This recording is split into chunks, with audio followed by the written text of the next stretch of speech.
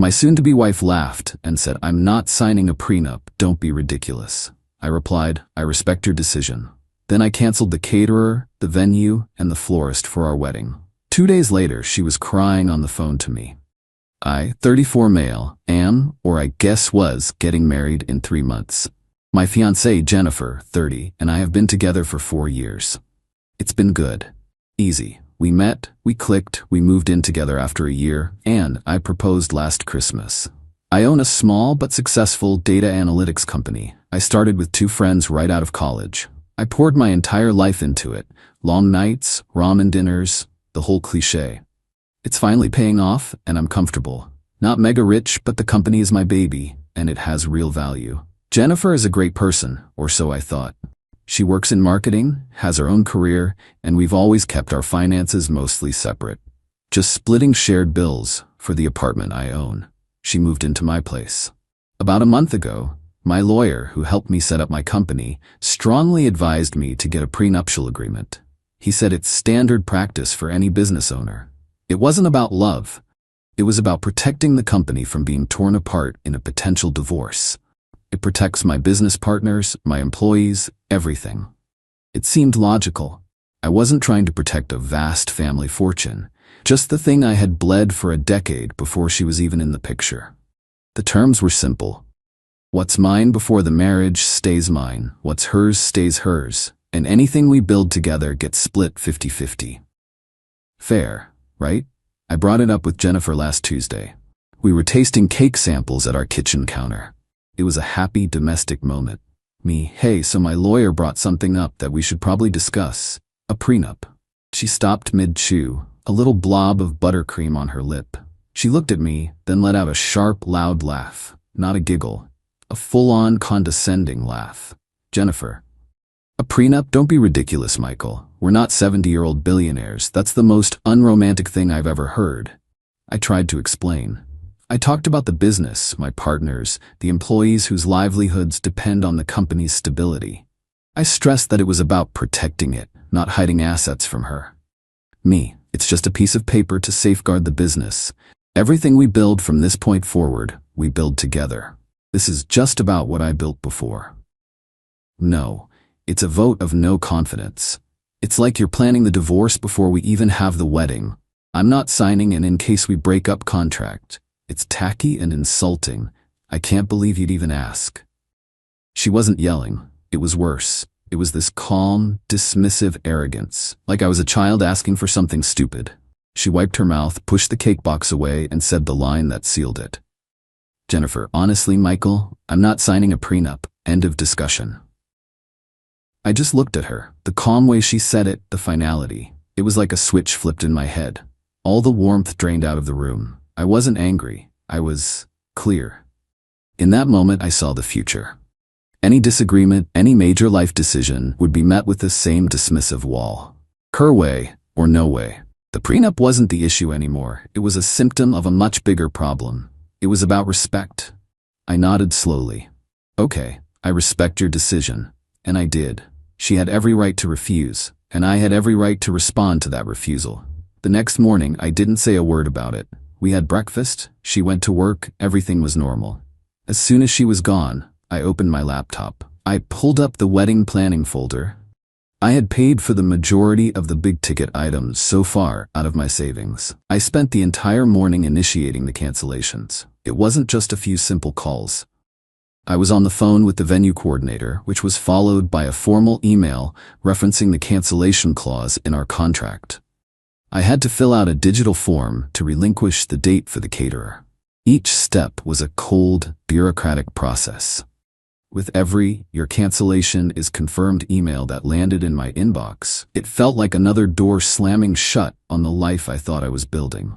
The deposits: $15,000 for the venue, $8,000 for the caterer, $4,000 for the florist, all gone. A $27,000 lesson. It's been 2 days. She hasn't noticed anything yet. We're having dinner, making small talk. But the florist is supposed to call her tomorrow for a final consultation on the centerpieces. The call is coming. I'm just sitting here, waiting. Update 1. Well, it happened. As predicted, the call came. It wasn't the florist, though. It was the wedding venue. Apparently, they had another couple desperate for our date and called to confirm the cancellation before giving it away. They called Jennifer's number, which was also on the contact sheet. I was at my office when my phone blew up. First a string of texts. The venue just called me. They said, "You canceled?" "Michael, call me right now." This is a joke, right? This is some stupid, twisted joke. I let the text sit for a minute, took a deep breath, and then called her. The second she picked up, it was just incoherent noise. Crying, yelling, hyperventilating. "Jennifer, why? Why would you do that? How could you humiliate me like this?" I let her go on for a bit. I didn't interrupt. When she finally paused for air, I spoke calmly. "There's no wedding, Jennifer, so I canceled the arrangements for it." "What do you mean, there's no wedding?" "You made a decision about the prenup. You said, end of discussion. I respected that. My decision is that I will not get married without one, so no wedding." The line went silent for a solid 10 seconds. I could hear her breathing hitch. The crying stopped, replaced by a cold fury. "Jennifer, you canceled our wedding? Because of a stupid piece of paper? Without even talking to me? Our families have booked flights. I have a dress. What am I supposed to tell people?" Notice she didn't say, "I can't believe we're not getting married." She was focused on the logistics. The party. The optics.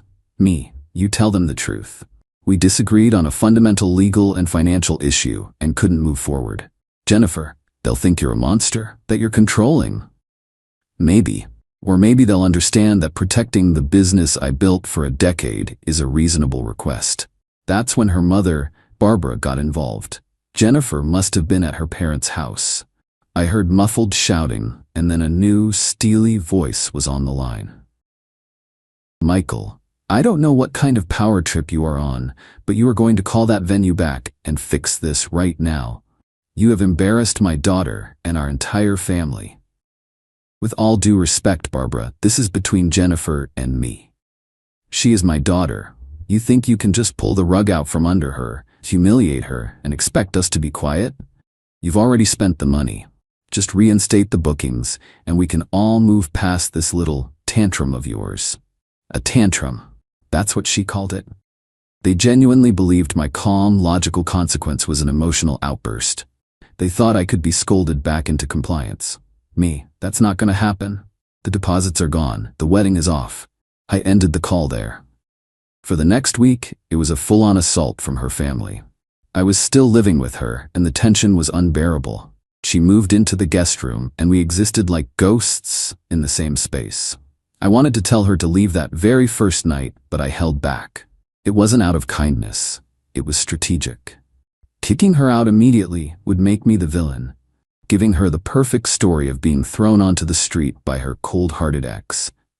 I needed to handle this cleanly, by the book, leaving no room for her to paint me as the aggressor. After 2 weeks of this icy war, I finally sat her down. I told her she would need to find a new place to live and that I would give her 60 days, more than legally required, to make arrangements. She just stared at me. "Fine, but you owe me. You owe me for all of this." I had a feeling I knew what was coming next. Update 2. This past month has been a masterclass in psychological warfare. The smear campaign to our mutual friends was in full swing, with me cast as the money-grubbing villain. I stuck to the boring rational truth, and it seemed to be working with the people who mattered. The demand for money came, as predicted. Not in a phone call, but in a formal email from Jennifer. It contained a meticulously crafted spreadsheet. It was a work of art in its audacity. They hadn't been foolish enough to list something as vague as emotional distress. No, their method was far more insidious. They had inflated everything. The invoice listed wedding dress and boutique sourcing fee, $9,500. The dress was actually $6,500. Alterations and custom fittings, $2,000. Actual cost was $800. Bridesmaid gifts personalized curation, $2,500. Double the real amount. Bridal shower. Event management and hosting fee, $4,000, a charge for her own mother hosting a party in her home. Non-refundable flight for her aunt, $1,800. A new category, wedding planning and coordination services, $5,000, apparently for the hours Jennifer and Barbara had put in. Total demand, $24,800. It was death by 1,000 cuts. Each line item was based on a kernel of truth, but grotesquely exaggerated. They were daring me to dispute it, knowing it would be a messy, he said, she said, ordeal. I didn't take the bait. My response was methodical. Subject: your itemized request. Jennifer, I will not be paying for inflated costs, family travel, or fabricated service fees for tasks you would perform for your own wedding. My original position stands. I am willing to reimburse you for the actual, verifiable cost of the non-refundable dress and its alterations. Please provide the original receipts from the boutique and the tailor, totaling $7,300. Upon my reimbursement of this amount, the dress is to be turned over to me. As for your living situation, the 60-day notice period is firm. That puts your move-out date at date. If you are not out by then, I will begin the formal eviction process as advised by my lawyer, Michael. Demanding the receipts was key. I knew she couldn't produce a receipt for $9,500. The refusal to pay for the management fees, while offering to cover the actual dress cost, positioned me as reasonable but firm. And the mention of my lawyer and a formal eviction showed I wasn't playing around. The rage was palpable. Her brother, David, showed up a few days later while I was working from home. He didn't try to be subtle. He blocked my doorway and started talking about how I'd led their family on, not just Jennifer. David, my dad was talking to people. He thought you were going to be family. He thought you were going to help him with his business. The comment hung in the air. Her father, Richard, runs a small, struggling manufacturing company. The pieces clicked into place. This was never just about a marriage. It was about a merger. I stared at David. This is my home, and you are trespassing. Leave now, or the next person you talk to will be a police officer. He blustered, but he left. The threat was a little clearer now. This wasn't just about pride, it was at a failed investment, and they were trying to collect. Final update. It's over. The final act didn't play out with a single dramatic confrontation, but in a series of tense, unraveling conversations that were far more real and ultimately more satisfying. Jennifer ignored the move-out date. The deadline came and went. She was banking on me not having the stomach for a legal battle. She was wrong. The next morning, my lawyer filed the first stage of a formal eviction. It was a slow, expensive, bureaucratic process, but it was the correct one. Then, 2 weeks ago, I got the email from her father, Richard. Subject: a path forward. Michael, I think things have gotten out of hand. The emotion is too high. I'd like to sit down, man to man, and find a sensible solution. Just lunch. My treat. I knew this wasn't about his daughter's heart. It was a damage control meeting for his business ambitions. Against my better judgment, my curiosity won. I agreed. We met at a quiet restaurant. He was smooth. He oozed paternal concern. He barely mentioned Jennifer, instead talking about misunderstandings and hot heads. Then he pivoted. Richard, you know, Michael, what I've always admired about you is your mind. The way you see systems. I've been running my company for 30 years and we're facing logistical hurdles. The market is changing. He was probing, trying to find an opening. It wasn't a clumsy pitch, it was a delicate dance. Me, it's a tough climate for manufacturing. I kept my answers short, non-committal. Exactly. And I always thought, once you were family, that your insight would be invaluable, that we could do great things. It's a shame to let a small disagreement derail that kind of potential. There it was. The we. I decided to stop letting him dance. Me. Richard, is that why we're here? Not to talk about Jennifer, but to see if you can still get free consulting for your company? He flinched. The mask of the concerned father slipped. That's a cynical way of putting it. I'm talking about family helping family. Your son came to my home to threaten me. Your daughter sent me a fraudulent invoice for nearly $25,000.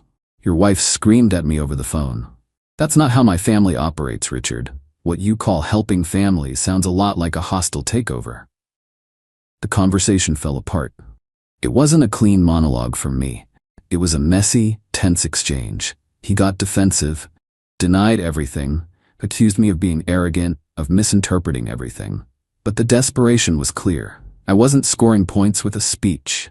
I was just holding up a mirror, and he hated what he saw. I ended it by saying my lawyer was handling all future communication regarding Jennifer and the apartment and left him with the bill. The fallout wasn't immediate. For a week, there was silence. I thought my move had backfired. Then, I got a text from a mutual friend, Susan. Susan, OMG, are you okay? I just heard Jennifer and her dad had a nuclear fight. She's telling people he tried to use her as a bargaining chip with you and that he's the reason everything is so messed up. And there was the final piece. My confrontation with Richard hadn't made him see the light. It had made him go home, angry and humiliated, and likely pressure Jennifer even harder, revealing his true motives to her in the process. Their united front had shattered. It wasn't me against them anymore. It was every man for himself. A week after that, the moving truck arrived. It wasn't a family affair. It was just Jennifer and 2 movers she'd hired. She looked exhausted and angry at the entire world. She directed them without a word to me. When they were done, she stood at the door, her face a mask of bitter resentment.